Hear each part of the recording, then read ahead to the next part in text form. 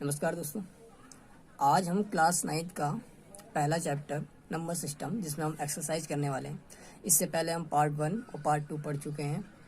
ठीक है, इसका बेसिक जो थ्योरी है वो हम पहले पढ़ चुके हैं। आज हम एक्सरसाइज करने वाले हैं। तो देखिए, एक्सरसाइज में जो सबसे पहला क्वेश्चन है ना, वो क्या है? क्या शून्य एक परिमेय संख्या है? सबसे पहले यहाँ तक देखिए, क्या शून्य एक परिमेय संख्या है?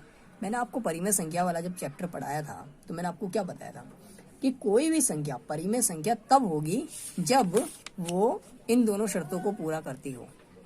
कि मैंने आपको 2 शर्तें लिखवाई थी, वो इन दोनों शर्तों को पूरा करेगी तो वो परिमेय संख्या होगी। ठीक है, तो शून्य की बात हो रही है कि शून्य एक परिमेय संख्या है या नहीं।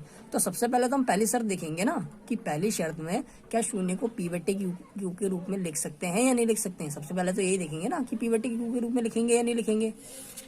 तो चलिए देखते हैं। शून्य है, ठीक है, इस तरीके से। अब मैं क्या इसके नीचे एक लिख सकता हूँ?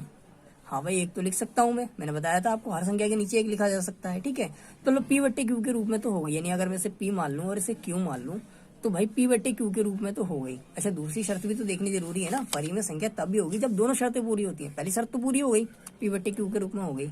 दूसरी शर्त क्या है? पी तथा क्यू पूर्णांक हो। हमें ये देखना है पी तथा क्यू पूर्णांक है या नहीं। देखते हैं, पी यानी 0, क्या ये पूर्णांक है? हाँ भाई, 0 पूर्णांक के अंदर आता है। क्यू 1, क्या ये पूर्णांक है? हाँ भाई, ये भी आता है।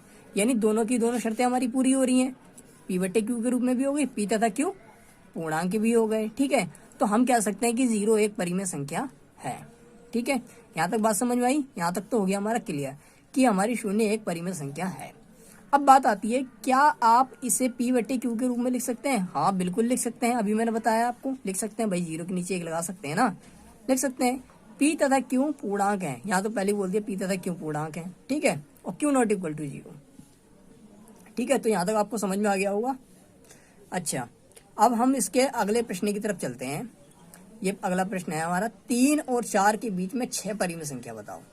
अगला प्रश्न है हमारा, 3 और 4 के बीच में 6 परिमेय संख्या बताओ।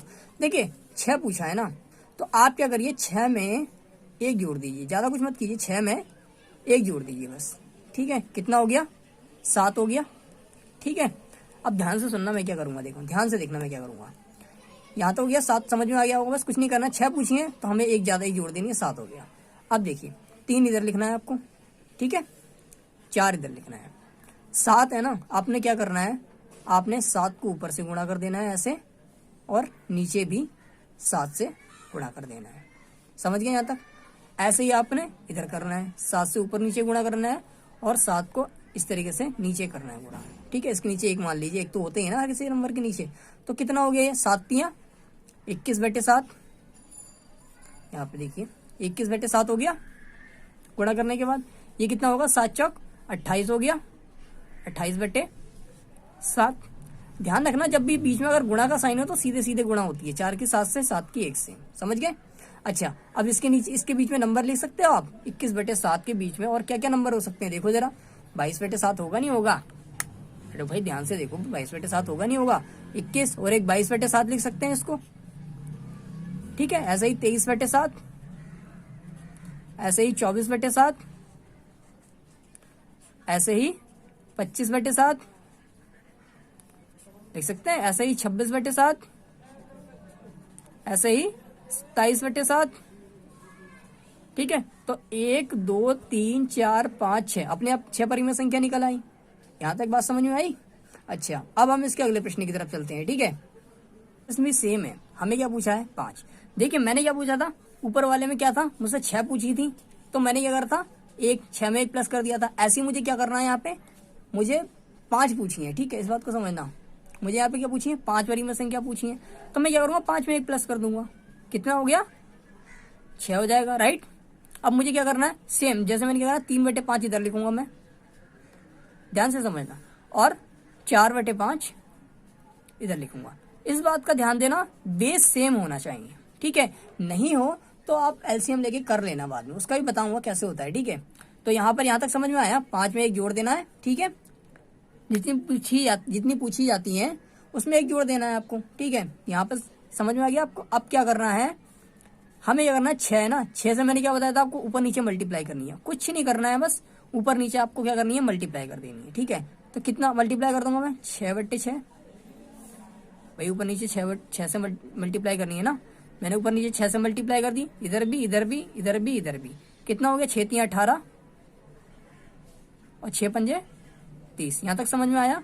ऐसा ही 6 चौक 24 और 6 पंजे 30। ठीक है, अब इसके बीच में आ गई ना आगे 5 परिमेय संख्या, देखिए 18। अब क्या करना है आपको, अगला बढ़ना, 18 से आगे 19, ध्यान रखना नीचे वाला सेम लिखना है आपको, 19/30। ऐसे ही 20/30। ठीक है, ऐसे ही 21/30। ठीक है, ऐसे ही 22/30, ऐसे ही 23/30। ठीक है, आगे तो 24/30 है ही। तो देखिए 1 2 3 4 5 परिमेय संख्या आ गई अपने आप। ठीक है, चलिए अब अगले प्रश्न की तरफ चलते हैं। इसमें क्या है, आपको सत्य असत्य बताना है। ठीक है, अब देखिए मैं इसका अगर सीधे बता दूं कि प्रत्येक प्राकृतिक संख्या एक पूर्ण संख्या होती है, सत्य, ये तो आप वहाँ से बुक में से भी देख लोगे आंसर, तो फ़ायदा क्या होगा। देखिए यहाँ पे मैं आपको रीज़न बताऊंगा, समझाऊंगा क्यों और कैसे होता है, इस चीज़ को ध्यान से समझिए।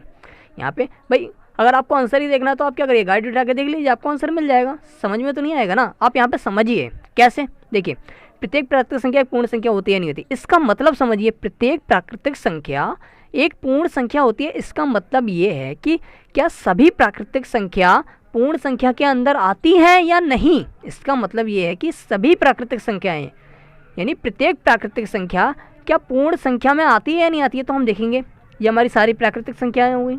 ठीक है, क्या ये सभी की सभी पूर्ण संख्या में मिलती हैं, हाँ भाई मिलती हैं, तो ये सत्य हो जाएगा। समझ रहे हो इस चीज़ को, ये सत्य हो जाएगा, क्योंकि भाई सारी की सारी प्राकृतिक संख्याएं हमारी पूर्ण संख्या में मिलती हैं, इसीलिए ये सत्य हो गया। ऐसे ही प्रत्येक पूर्णांक क्या एक पूर्ण संख्या होती है, प्रत्येक पूर्णांक क्या एक पूर्ण संख्या होती है। अब देखिए पूर्णांक कहाँ से कहाँ तक होते हैं, पहले हमें ये देखना, -2 ... -1 0 1 2 ... ठीक है, अब हमें ये बताना है क्या प्रत्येक पूर्णांक एक पूर्ण संख्या होती है। इसका मतलब क्या सभी पूर्णांक पूर्ण संख्या के अंदर आते हैं या नहीं आते हैं। हमें ये बताना है कि सारे के सारे पूर्णांक, यानी जितने भी पूर्णांक होते हैं, क्या वो पूर्णांक के अंदर होते हैं। तो देखिए हम देखेंगे, हमें 0 तो होता है, 1 भी होता है, 2 भी होता है, 3 भी होता है, 4 भी आएगा ना, इसके अंदर आगे जाके आ जाएगा। ठीक है, लेकिन क्या -2 इसके अंदर आता है। तो भाई देखना ये वाले इसके अंदर आते हैं या नहीं आते हैं, ये देखने हैं। ठीक है, ये सारे के सारे इसके अंदर आते हैं या नहीं आते हैं, ये देखना है हमें। तो हम देखेंगे -2 क्या इसके अंदर आता है, बिल्कुल नहीं आता। माइनस वाली संख्या इसमें नहीं आती। क्या -1 इसके अंदर आता है, भाई नहीं आता इसके अंदर। ठीक है, ऐसे ही -3 होगा आगे, क्या इसके अंदर आता है, नहीं आता है। ठीक है, तो इसीलिए प्रत्येक पूर्णांक एक पूर्ण संख्या नहीं होगी। बात समझे, इस बात को ध्यान से समझिए। ठीक है, ऐसे ही देखिए -∞ से इसमें प्लस के इन्फिनिटी तक होती है। ठीक है, अपरिमेय संख्या को छोड़ के, ठीक है, अपरिमेय को छोड़कर, ठीक है, सारी संख्याएं होती हैं इसमें, अपरिमेय को छोड़कर इसमें सारी संख्या होती हैं। अब देखिए प्रत्येक परिमेय संख्या एक पूर्ण संख्या होती है। हमें ये बताना है कि सारी, इसका मतलब ये है कि सारी की सारी जो परिमेय संख्याएं होती हैं क्या वो पूर्ण संख्या होती है, मतलब सारी की सारी परिमेय संख्या क्या पूर्ण संख्या के अंदर आती हैं। भाई परिमेय संख्या में तो 3/4 भी आती है, तो क्या 3/4 इसके अंदर होगी पूर्ण संख्या के अंदर, इसमें तो नहीं होती। भाई बट्टे वाली संख्या तो इसमें होती नहीं है। परिमेय संख्या में तो भाई -5/6 भी होती है, परिमेय संख्या है। क्या 5/6 इसके अंदर आता है, नहीं आता है। तो यानी सारी की सारी परिमेय संख्या इसके अंदर नहीं होती हैं, इसीलिए ये क्या हो जाएगा, गलत हो जाएगा। ठीक है, अब दिमाग में बात आती है कि इसको याद कैसे रखा जाए। अब स्टूडेंट समझ तो लेते हैं, ठीक है, बाद में भूल जाते हैं। तो इसके लिए आपको एक शॉर्टकट तरीका बताता हूँ। आपको क्या करना है, देखिए यहाँ से समझिए। अगर हम नीचे से ले ऊपर चलेंगे, ठीक है, अगर मैं बात करूँ नीचे से ऊपर के लिए, ठीक है, ऊपर से चाहे इससे ऊपर ये हो गया, इससे ऊपर ये हो गया, ठीक है। तो देखिए प्रत्येक प्राकृतिक संख्या क्या पूर्ण संख्या होगी, तब हाँ में जवाब होगा। यानी कि सारी की सारी प्राकृतिक संख्याएं पूर्ण संख्याएं होती हैं। समझ गए, ऊपर तो होती है, नीचे आएंगे तो नहीं होती है। देखिए नीचे आएंगे तो नहीं, ऊपर जाएंगे, सॉरी ऊपर, ये ऊपर जाएंगे तो यस। देखिए क्या मैं, अगर मैं बोलूँगा, ध्यान से सुनिए, मैं बोलूँगा प्रत्येक प्राकृतिक संख्या क्या पूर्ण संख्या होती है, हाँ होती है। प्रत्येक प्राकृतिक संख्या क्या पूर्णांक होती है, ऊपर ही तो जा रहे हैं, नीचे थोड़ी ना आ रहे हैं। देखिए ऊपर ही तो जा रहे हैं, तो मतलब यस होती है। प्रत्येक प्राकृतिक संख्या क्या परिमेय संख्या होती है? भाई ऊपर ही तो जा रहे हैं, मतलब यस में जवाब होगा। समझ गए? अगर नीचे आएंगे तो हमारा निगेटिव में जवाब होगा। समझ गए? अब देखिए कैसे, अगर मैं आता हूँ कैसे भी नीचे आ जाता हूँ, जैसे अगर मैं बोलूँ प्रत्येक परिमेय संख्या पूर्णांक होती है, वही ऊपर से नीचे तो आ रहा हूँ, प्रत्येक परिमेय संख्या पूर्णांक होती है, तो आपका जवाब नहीं में होगा। क्या प्रत्येक परिमेय संख्या पूर्ण संख्या होती है? नहीं होगा। ठीक है। अब कुछ बच्चे सोचते हैं कि चलो हम यहाँ से नीचे जा सकते हैं। भाई जा तो हम कहीं से भी नीचे जा सकते हैं, यहाँ से चलते हैं। प्रत्येक पूर्णांक क्या पूर्ण संख्या होती है? नीचे ही तो आ रहे हो आप, कहीं से भी नीचे आओ। प्रत्येक पूर्णांक क्या पूर्ण संख्या होती है? तो आपका जवाब क्या होगा? नहीं होती है। ठीक है। अच्छा, प्रत्येक पूर्ण संख्या प्राकृतिक संख्या होती है? अब देखिए ऊपर से नीचे आ रहे हो ना आप, प्रत्येक पूर्ण संख्या प्राकृतिक संख्या होती है, ऊपर से नीचे आ रहे हो, मतलब नहीं होती है। ठीक है। प्रत्येक प्राकृतिक संख्या क्या पूर्ण संख्या होती है? आप देखिए प्रत्येक प्राकृतिक संख्या पूर्ण संख्या होती है, यानी नीचे से ऊपर चल रहे हो ना आप, तो जवाब यस में होगा। क्या प्रत्येक पूर्ण संख्या, समझिए, क्या प्रत्येक पूर्ण संख्या पूर्णांक होती है? नीचे से ऊपर जा रहे हो ना, प्रत्येक पूर्ण संख्या पूर्णांक होती है, तो यस होती है। समझ गए? होप आपको ये क्लास समझ में आई होगी। ठीक है।